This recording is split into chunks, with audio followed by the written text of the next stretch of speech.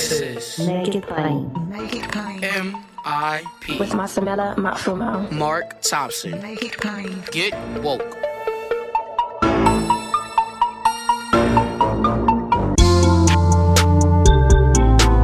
God bless you. Get woke. Folks, MIP is now COVID-free, meaning free to all subscribers as we navigate this pandemic. We're thinking about everyone, and we've got to get through this together. So for a limited time, no fee to subscribe to Make It Plain on your favorite podcast app.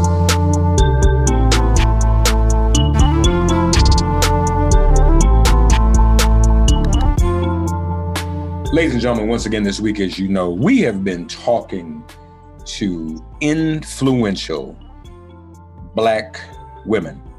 Why? Well, as you know, it was the weekend before Kamala Harris was chosen. 1,000 Black women signed on to a letter in support not only of a Black woman VP, but in defense of the charges that Kamala Harris was too ambitious. As you also know, I was one of 100 Black men that sent our own letter.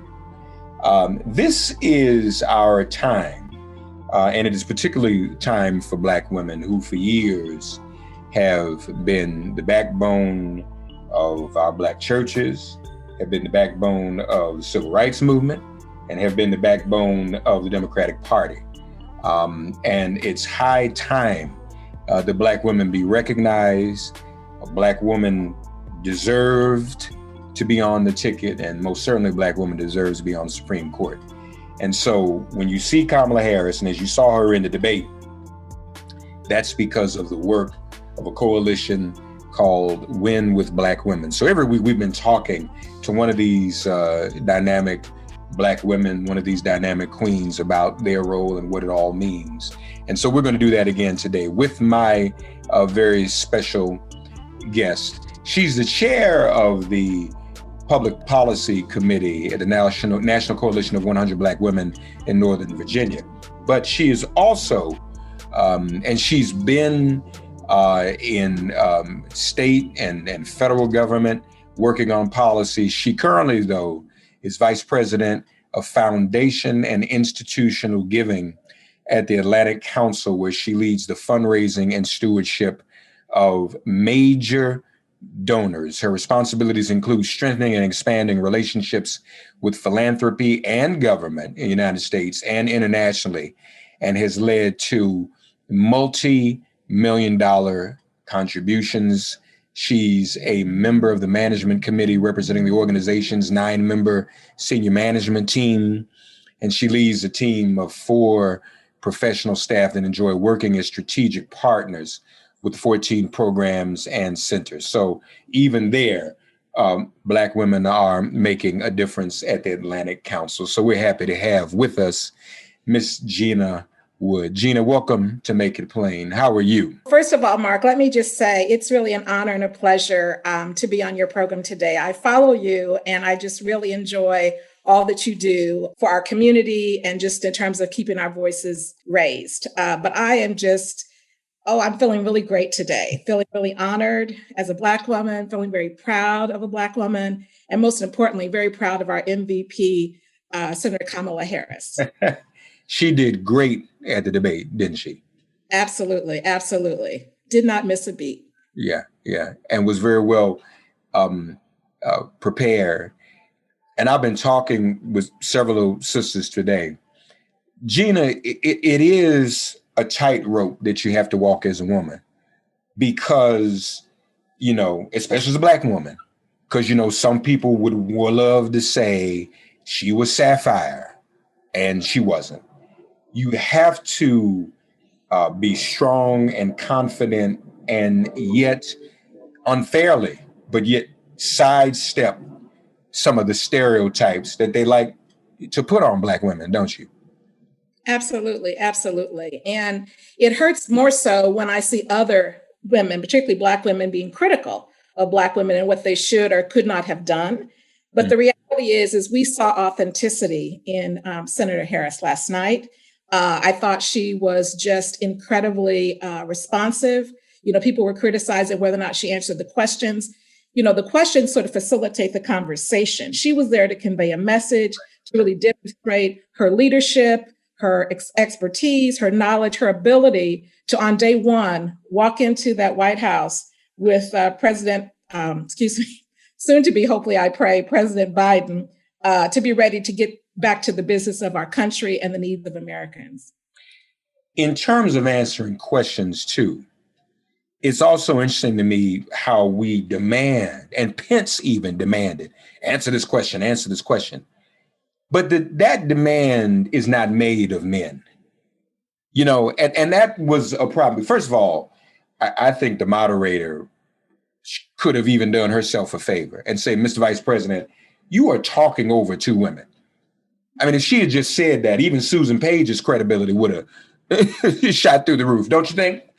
Absolutely. Absolutely. I mean, everyone was sort of, all the conversations that had before the debate, everyone talked about his ability, that being the vice president's ability in terms of debates, his experience, his calmness.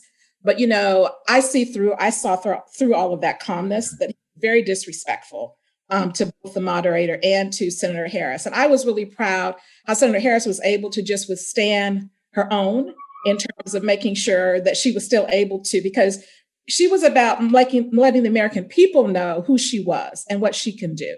And to me, that's what the goal was. And that's what she accomplished last night. Yeah, I think you're absolutely right. And in terms of the questions she wouldn't answer, allegedly, I mean, I feel the answers to me were fine. Absolutely. Because folks need to, and I had explained this to someone in Generation Z this morning. Well, she didn't specifically, that's what hold it. We're 27 days out in a general election. They're not answering questions. So let's not distract from what the focus is, that people are dying from this disease. So that's where you want, when you start getting a whole lot of other things, it becomes a distraction, doesn't it? Absolutely. And if you understand debates, it's not about just a question and an answer. It's about conveying a message. And that's what she did so beautifully. She had 90 minutes to cover more issues than they actually covered in the first debate. Mm-hmm. And so I was just so proud to see how she really covered both domestic issues eloquently, substantively, as well as international or foreign policy. Yeah. So I was looking at from that vantage point, I'm sitting back and saying, okay, we've got a choice here. We can stay the course or we could create a new path. Mm-hmm. And I saw a clear path with a clear plan and a clear agenda last night that she was able to articulate very effectively. Was there any favorite moment for you that really stood out where you think she sealed the deal? Wow, there were several. Okay. And I think the one that probably for me, just, in terms of my work and what I do, I was so proud how she laid out sort of the current foreign policy situation that we're in, how she talked about it and how she responded to it so in depth. I thought was just fabulous. But I also thought the other moment that I think is one of those, usually when you see a speech, you always, so there's a quote or a debate that holds with you. And she was saying, on the issues around healthcare, they're coming after you. If you're 26 and on your parents' healthcare plan, they're coming after you. I thought that was brilliant. Yes. And I just loved how she just masterfully did that. Yeah, that was my part. Everybody gets that phrase, they're coming after you.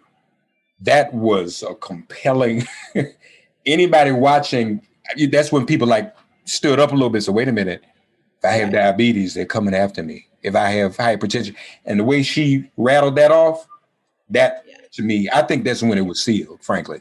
Yeah. Well, the other thing I thought too is that, she was educating the public, and she did it in a way that, she's so smart on just so many fronts, and she's got such incredible experience. But I loved when she was really sort of basic in saying, when they got into the discussions around the taxes and owing taxes, and she said, when I first heard it was $750, I thought, oh, that's an error. It's $750 million. And then she looked directly at the American public and said, that means you owe somebody some money, Right. She was just so on fire. I just loved it. And she was a Black woman.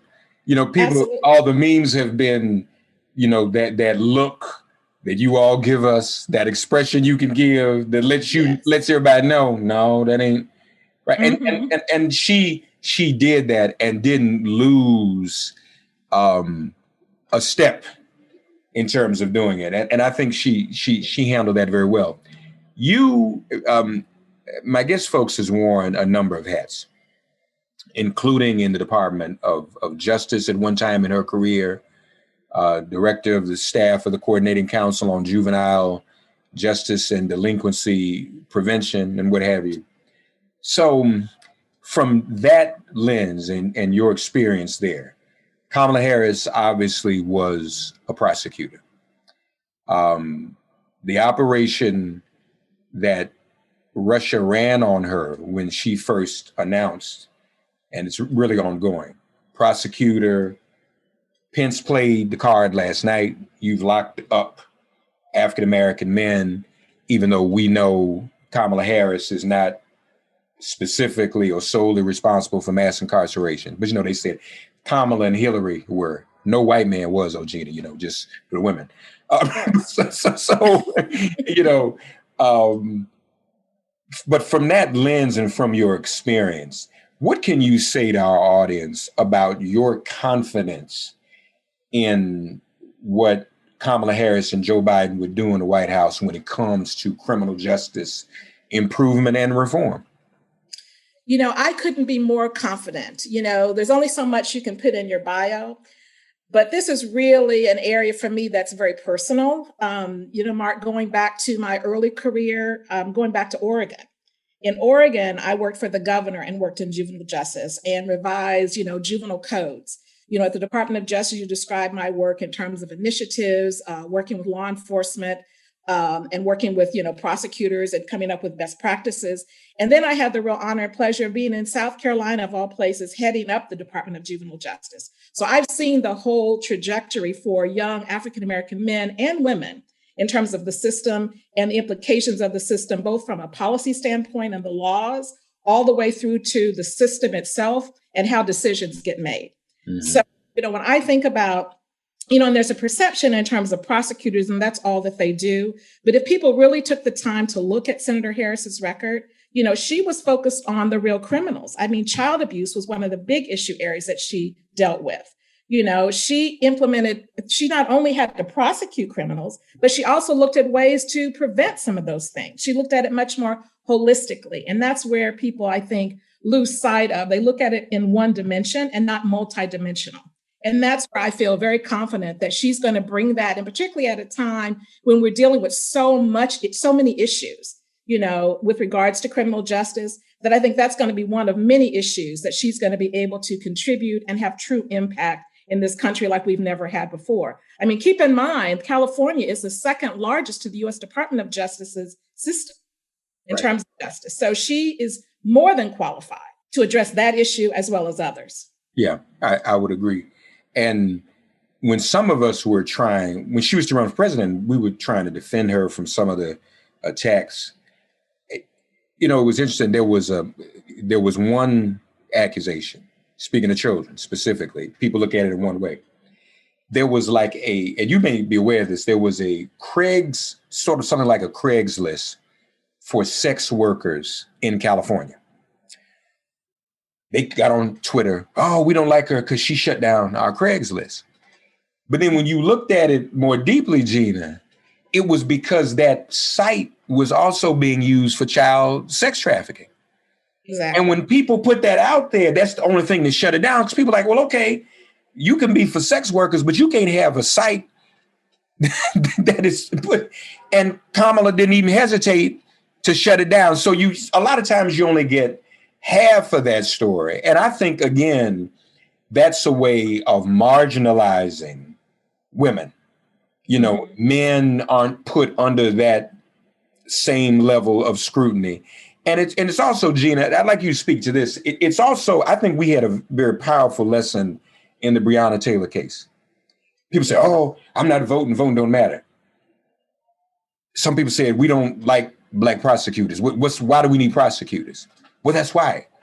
We need, Gina, people that look like us in law enforcement, who think like us. Not Cameron doesn't, but you want people with our perspective. I mean, for God's sake, you worked in there. Who knows what would have happened if we didn't have the Gina Woods and the Kamala Harrises in these places to see to it that those of us who are disproportionately affected by criminal justice system are represented in its leadership. Absolutely, absolutely. And, you keep in mind, she was one of few African-American attorney generals in the state.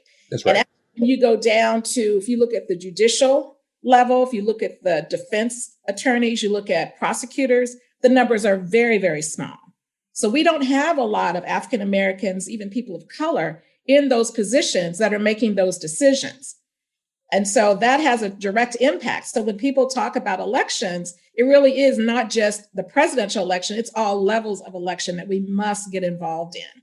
Yeah. I mean, as you think about the Senator Harris's record, one of the big reasons that our organization, the National Coalition 100 Black Women Northern Virginia chapter, got involved with Win with Black Women is that we knew this was going to happen. Black women just naturally come together. When there's an issue, we come together and address it. And I tell you, that is really what we're about, is to make sure that the record is set straight, that all misinformation and disinformation about Senator Harris is refuted, and refuted with facts. And that's really what I think we've been able to contribute to. And we're going to do that for the next 20 days or however many days we've got left. We keep counting down. But the reality is that she's prepared, she's ready. She knows she's got a plan. She's going to support Senator Biden. And I think they're going to make a tremendous difference if we see the right results on November 3rd. Speaking of the criminal justice system, I also thought another highlight for me last night was her response to Pence badgering her about court packing. And how she said, you want to talk about court packing?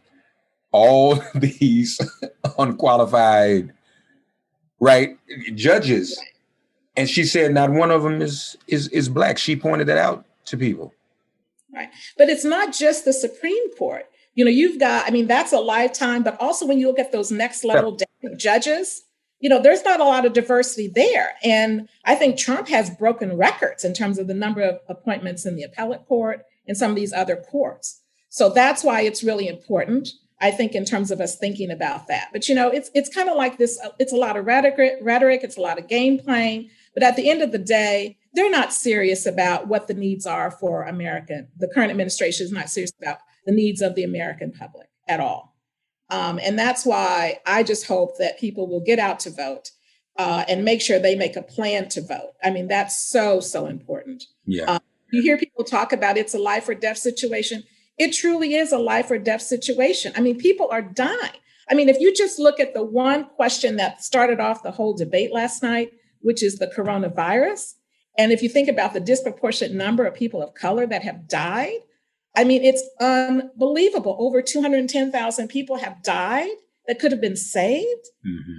They handle that situation. And now you've got this whole spread within the White House and all those staff members that we don't even know about who work there in the service capacity. It's just unconscionable to think that we would allow that to happen in a country like this. Yeah. You feeling confident about the election? You think they're going to win? I really am. I think about all the different presidential elections that I've had the privilege to work for. It's really not an election in my mind of a Democrat versus a Republican. Because if you think about all the Republicans that have come over, it's a vote for America or it's a vote for the Trump-Pence administration. Mm-hmm. It's not a Republican or a Democrat. It's a vote for America and saving our democracy. That's really what it's about. So it's life and death, saving our democracy, making sure we can turn things around. But it's really about America. And I think when you think about all the people, at every level, people within the national security, the number of generals and just FBI came out with this. It was amazing to me. These 4 officials within the FBI came out talking about, the right to vote. I thought, wow. Just the fact that they're trying to suppress our vote is just telling in and of itself. It tells volumes in terms of the respect of Americans. You, of course, at the Atlantic Council, and I'm sure you'll agree with this. I don't think the punditry talks about this enough either. I think you're exactly right. It's about America and someone who, from all indications, is at least an unwitting agent of Russia. And what is Putin's game plan? Destabilization. So you go from NATO to everything else, you get to the United States. What is more destabilizing to the history of America and the way things normally run? To have an untreated, unplanned, unanswerable plan for a pandemic, one. Then you run around and threaten to upend the election. We don't want mail-in ballots. They're fraudulent. I'm not gonna leave if I lose. I'm not gonna, give a piece. That in everything is relative, but that is destabilizing to America. I mean, imagine, I don't know what y'all talking about the Atlantic Council, what contingency plans y'all have, but if he don't leave, what we gonna do? So the point is, you're right.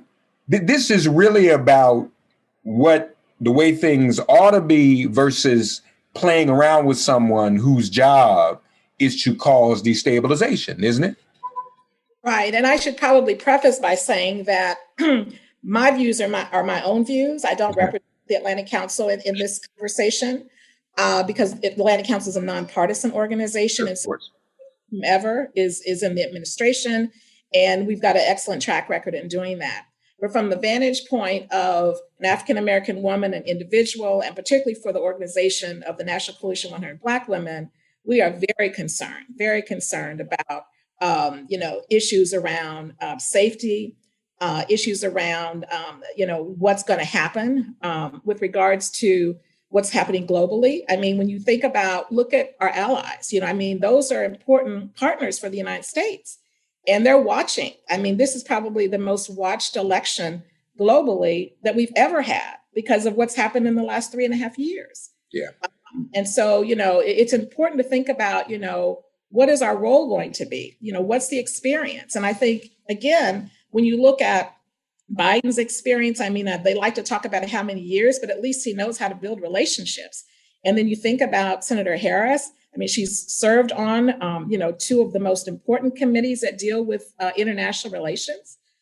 So we need someone that's committed to making sure that our country's safe. We can't even protect ourselves, right? So we need to make sure that we've got people who understand the importance of safety, just basic, it's a basic role of anyone in leadership and in the country is to make sure your citizenry is safe. And quite honestly, I do not feel safe. You mentioned Breonna Taylor. I do not feel safe. I feel like I have to be very cautious of where I go, when I go, how I carry myself, because you just never know. I could go on and on about that whole situation, but that's not the purpose of our conversation. But I just think that America really, if they didn't listen last night, and if they haven't figured out the difference between what you get with the current situation and then what you get for America, because it's really about America right now. And again, I say that wholeheartedly, that those who are supporting Biden are clearly bipartisan, and they're Republicans and Democrats, and the Republicans have come out in huge numbers at all levels. So it's really about America. It's a vote for America, or it's a vote for the continuation of what we have right now. Yeah. Oh, yeah. And it is about that safety. It's very poignant what you said about Breonna Taylor. Talk a little bit more about that. Why you don't feel safe as a Black woman in that aftermath. Even before that, I had my trepidations about just, moving around in the world, because it goes back to the previous election, in terms of all the things and just women in general and how women were so degraded in the election in 2016 and the kinds of things that were said, the things that were heard, the things that were recorded. It was like there was like a right now to just sort of treat women any kind of way, demean women. I think about even the debates during that time and the kinds of things that were said during the Clinton Right. and Trump debates. I mean, women were demeaned. Even the moderator was demeaned during that time. If you might recall the woman from Fox News. I mean, so it's just been a constant trajectory of just women and not valuing women. Mm-hmm. You think about all the things that have happened in terms of like folks have come out of the woodwork. It's always been there, but now people feel confident in the kinds of things that they do between the law enforcement, between, you know, these groups like white supremacy groups, the Proud Boys and all these others. I mean, they have been sanctioned to do what they do, you know, without any consequences, without any accountability. Mm-hmm. Yeah. Someone even, in fact, it was Jamel Hill that tweeted earlier, you know, the story broke about the plan to kidnap the governor of Michigan. Oh, yeah. And Jamel Hill tweeted, what if there was a report that Black Lives Matter had said something like that or planned something like that? And then this man is running around here and telling a white supremacist group to stand by. And yeah. Yeah. Now, you're in Virginia. Mm-hmm. I spoke with Virginia delegate just the other day. Virginia unusually has been staying blue these past few cycles. Do we have some of? Can we give you some of the credit? You know, because Virginia used to go back and forth, but you all been keeping it blue. Yeah.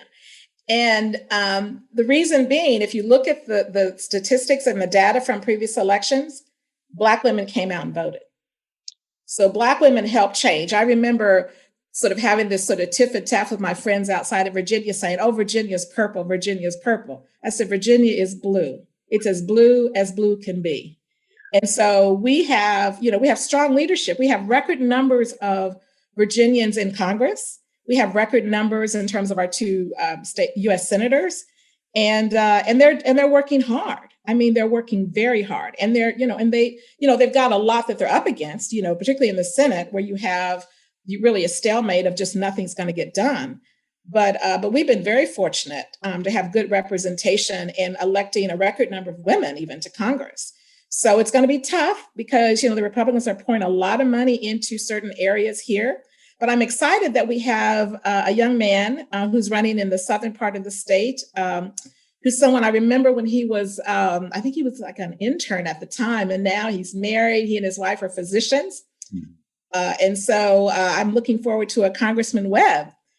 He made it through the primary, and he's got a fairly tough Republican challenger, but he will be one of the youngest African-American men in Congress. So I'm very excited about that.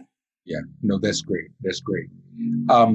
Gina, Michelle Obama made a closing argument. I'm going to give you an opportunity to make one to all those. And honestly, Gina, if you don't mind, speak to some of the younger generation who've been targeted for disinformation about why it is so important to vote and why our voting is so sacred.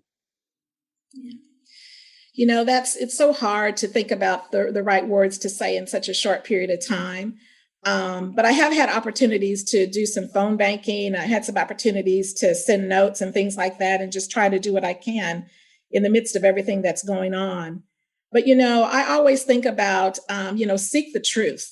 That's really one of the things. And think about, really listen to what these folks who are running for office, really listen to what they're saying. And are they speaking to you?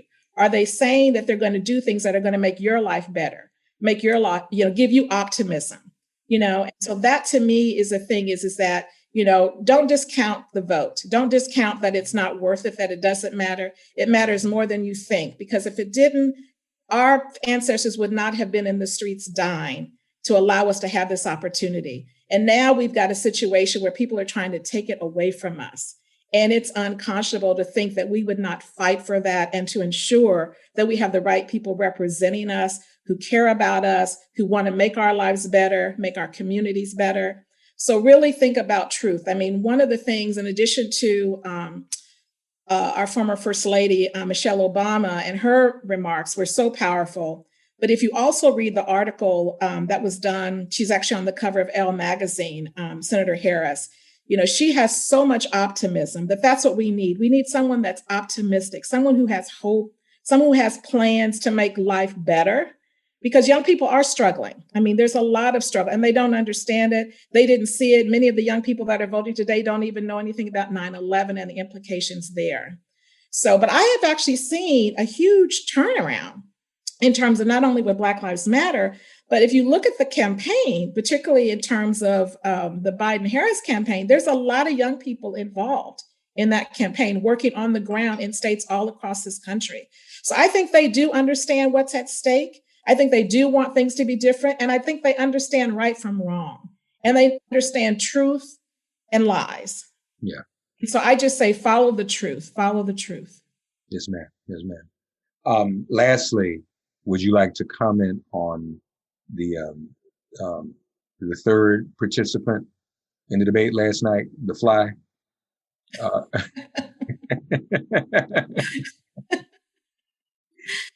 I tell you, that was one of those moments where it's kind of like, I've seen so many different things. People have commented about that.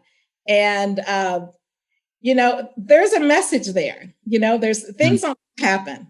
I'm a Christian and I think things just don't happen. So I feel like that was a subtle message. And so I took it for that. It was funny, but I'll leave it at that. I'll leave it at that. I've seen a lot of memes where the flies are running around now with signs that say Biden Harris. People are really marketing that. I mean, it's just created a whole buzz.